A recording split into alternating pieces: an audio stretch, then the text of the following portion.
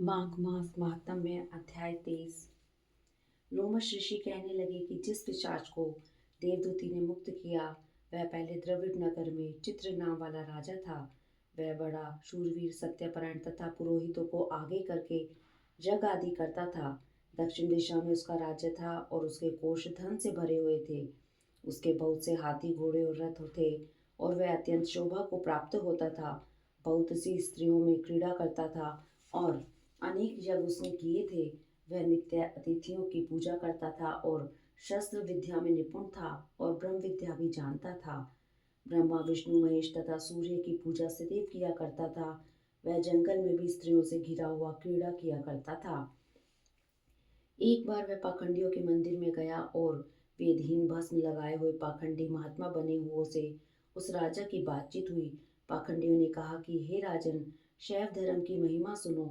इस धर्म के प्रभाव से मनुष्य पाप को काटकर मुक्त हो जाता है। सब वर्णों में शैव मत ही मुक्ति का देने वाला है। शिव की आज्ञा के बिना दान, यज्ञ और तपों से कुछ नहीं बनता। शिव का सेवक होकर भस्म धारण करने, जटा रखने से ही मनुष्य मुक्त हो सकता है। जटा धारण करने तथा भस्म लेपन से ही मनुष्य शिव के समान हो जाता है। इसके बराबर कोई पुण्य नहीं है।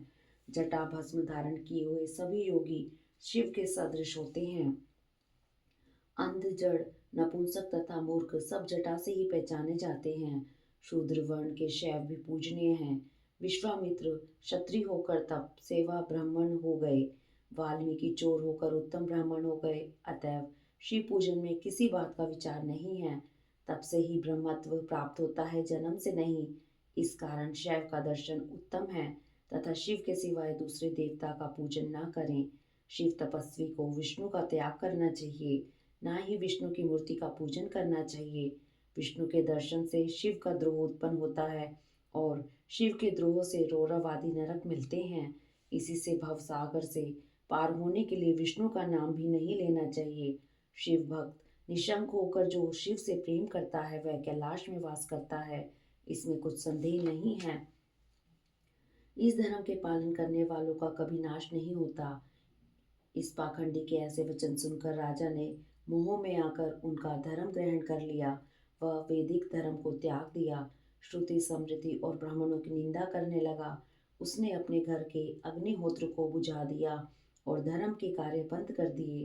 विष्णु की निंदा और वैष्णवों से द्वेष करने लगा और बोला, कहाँ है विष्णु, कहाँ देखा जाता है, कहाँ रहता है, किसने देखा है। और जो लोग नारायण का भजन करते थे उनको दुख देता था। पाखंडियों का मत ग्रहण कर राजा वेद, वैदिक धर्म, व्रत, दान और दानियों को नहीं मानता था। अन्याय से दंड देता वह कामी राजा सदा स्त्रियों के समूह में गिरा रहता और क्रोध से भरा रहता। गुरु तथा पुरोहितों के वचनों को नहीं मानता था। पाखंडियों पर विश्वास करता हुआ उनको गांव, हाथी, घोड़े और सुवर्ण आदि देता था। उनके सब कार्य करता, भस्म धारण करता और मस्तक पर जटा रखता था। और जो कोई विष्णु का नाम लेता उसको वध का दंड दिया जाएगा। वह ढूंढी पिटवा दी थी। उसके डर से ब्राह्मणों तथा वैष्णवों ने उस देश को छोड़ दिया और दूसरे देशों में चले गए। सारे देशवासी केवल नदी के जल से जीते थे। जीविका से दुखी होकर वृक्ष आदि नहीं लगाते थे, ना ही खेती करते थे। प्रजा अन्न के अभाव से गला सड़ा अन्न भी खा लेती थी। आचार, विचार, अग्नि, क्रिया सबको छोड़कर काल रूप की तरह वह राजा शासन करता था। कुछ काल पश्चात उस राजा की मृत्यु हो गई और वैदिक रीति से उसकी क्रिया भी नहीं की गई। यह यमदूतों से अनेक प्रकार के दुख उठाता हुआ कहीं लोहे के कीलों पर से चलना पड़ता, कहीं जलते अंगारों पर चलना पड़ता, जहाँ सूर्य अति तीव्र था और ना कोई छाया का वृक्ष था। कहीं लोहे के डंडों से पीटा गया, कहीं बड़े बड़े दांतों वाले भेड़ियों और कुत्तों से काटा गया। इस प्रकार दूसरे पापियों का हाहाकार सुनता हुआ वह राजा यमलोक में पहुंचा। अध्याय 24। लोमेश जी कहने लगे कि वह राजा पहले तो तामिस्त्र नामी नरक में गया और फिर अंत तामिस्त्र, जहाँ पर अति दुखों को प्राप्त हुआ। फिर महारौरव, फिर कालसूत्र नामी महानरक में गया। फिर मूर्छा को प्राप्त हो गया। फिर मूर्छा से चेतना आने पर तापन और संतापन नाम के नरक में गया।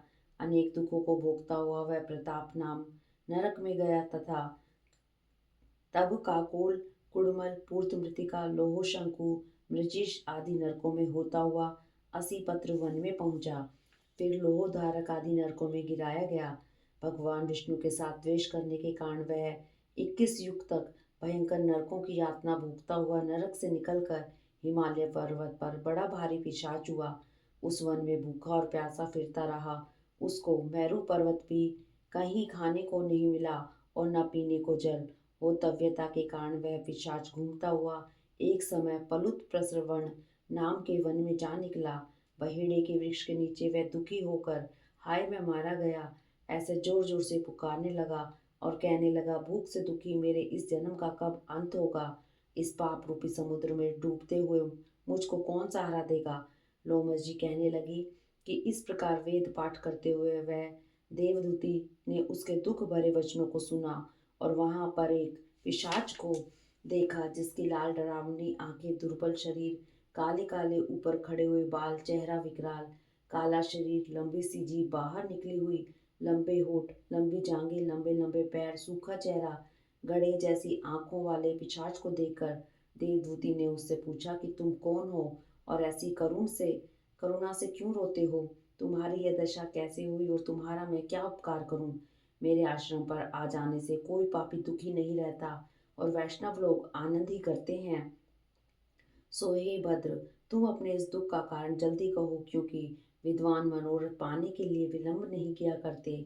ऐसे वचन सुनकर प्रेत रोना बंद करके विनीत भाव से कहने लगा कि हे द्विज, किसी बड़े पुण्य में मुझको आपके दर्शन हुए हैं। बिना पुण्य के साधुओं की संगति नहीं होती। और फिर उसने पहले जन्म का वृतांत कहा कि भगवान विष्णु के द्वेष के कारण मेरी यह दशा हुई है। जिस हरि का नाम यदि अंत समय में मनुष्य के मुख से निकल जाए तो मनुष्य विष्णु पद को प्राप्त होता है। जो सबका पालन करता है उसी से मैंने द्वेष किया।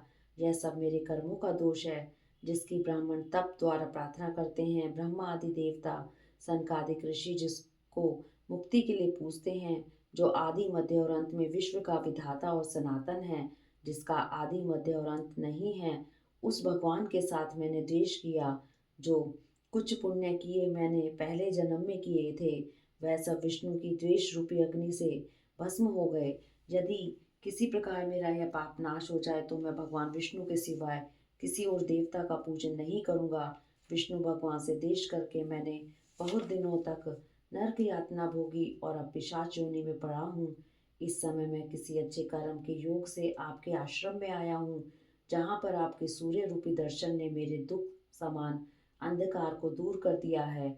अब आप कोई ऐसा उपाय बताइए जिससे मेरी यह पिशाच योनि दूर हो, क्योंकि सज्जन पुरुष उपकार करने में देर नहीं करते हैं।